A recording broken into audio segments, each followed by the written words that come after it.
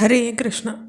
நம்ம நாராயணியத்தில் 76வது தசகத்தில் இருக்கோம். உத்தவர் தூது அப்படின்ற பெயரிடப்பட்டிருக்க தசகம். இதில் சுவாமி சாந்திபணி முனிவர்கிட்ட போய் வித்தைகளெல்லாம் கற்றுக்கிறார். 64 நாட்களில் 64 வித்தைகளையும் கற்றுண்டு முடித்த பிறகு குருதட்சிணையாக அவருடைய இறந்து போன குமாரனை யமலோகத்திலேருந்து கொண்டு அவருக்கு கொடுக்குறார். அதே மாதிரி அப்போது அதை பண்ணிவிட்டு பாந்தஜங்கிற சங்க ஊதிண்டு மதுராபுரிக்கு திரும்பி வரார். இதுதான் முதல் ஸ்லோகத்தினுடைய தாத்பரியமாக நம்ம பார்த்தோம். இப்போ ரெண்டாவது ஸ்லோகத்தை பார்க்கலாம். ஸ்மிருத்வா ஸ்மிருத்மா பசுபசுத்ருஷः பிரேம பார பிரணுன்னாः காருண்யேன த்வமிபி விவச்சः பிராஹினோர் உத்தவம் தம் கிஞ்சாமுஷ்மை பரமசுஹృத்தை பக்து வரியாய தாசாம் பக்தியுத்ரேகம் சகல புவனே துர்லபம் தர்சயிஷ்யன். அப்போ துர்லபமான விஷயம் இது, எளிசில் கிடைக்கக்கூடிய விஷயம் இல்லை. எது? பிரேம பக்தியால் மெய்மறந்த அழகிகளான கோபர்களை நினச்சி சுவாமியும் கருணையால் மெய்மறந்தவராக இருந்தார்.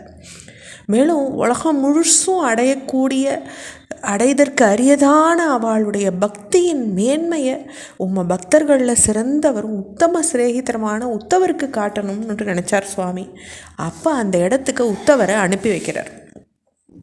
த்வன்மாஹாத்மிய பிரதிம் அபிஷுகனம் கோகுலம் பிராப்ய சாயம் த்வத்வார்த்திபிர் பகுசரமயா மாசனந்தம் யசோதாம் பிராத்தர் திருஷ்ட்வா மணிமயரதம் சங்கிதா பங்கஜாக்ஷ்யः ஸ்ருத்வா பிராப்தம் பவதனுசரம் த்யக்த கார்யாச சமீயூஹு. அப்போது உம்முடைய த்வன் மகாத்மிய அப்படிங்கிற உம்முடைய மகாத்மியத்தால் மேன்மடைஞ்சு விளங்கிய கோகுலத்தை சாயங்காலம் அடைகிறார் உத்தவர். அப்படி அடைஞ்சோன்னே பிராப்பிய சாயம்ன்ற அந்த இடத்துல குறிப்பாக சொல்லப்படுறது. அப்போ கோகுலத்தை அடைஞ்சவர் உம்மை பற்றின சமாச்சாரங்களை சொல்லி நந்தரையும் ரொம்ப சந்தோஷப்படுத்தினர். அப்படி ஆனோன்னு பொழுது விடிஞ்சதும் ரத்னமயமான தேரை கொண்டு அதிசயிச்சுண்டு கமலக்கண்ணிகளான கோபிகள் உம்மை பக்தர்கள் வந்திருக்கிறதா கேள்விப்பட்டு வீட்டு வேலைகளை விட்டுட்டு அங்கே கூடுறாங்க. தியக்காரியா சமீயோகு. அப்போது உங்களுடைய சமீபத்துக்கு நிற்கிறாங்க. அவளுடைய காரியத்தெல்லாம் விட்டுட்டும்.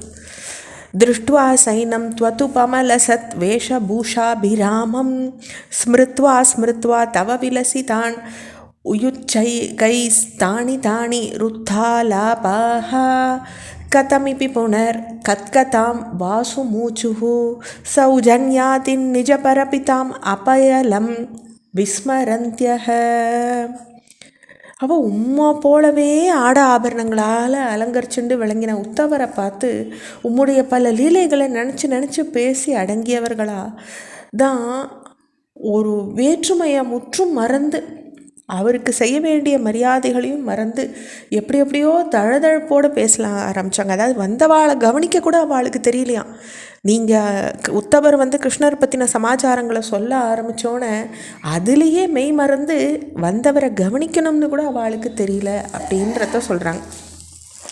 ஸ்ரீமன் கிம் துவம் பித்ருஜனகிருத்தே பிரேஷிதோ நிர்தயேன குவாசௌ காந்தோ நகரஸ்துருஷாம் ஹாஹரேனாதபாயாஹ ஆஸ்லேஷானாம் அமிர்தவபுஷோ ஹந்ததே சும்பனானாம் உன்மாதானாம் குஹக வச்சசாம் விஸ்மரேத் காந்தகாவா.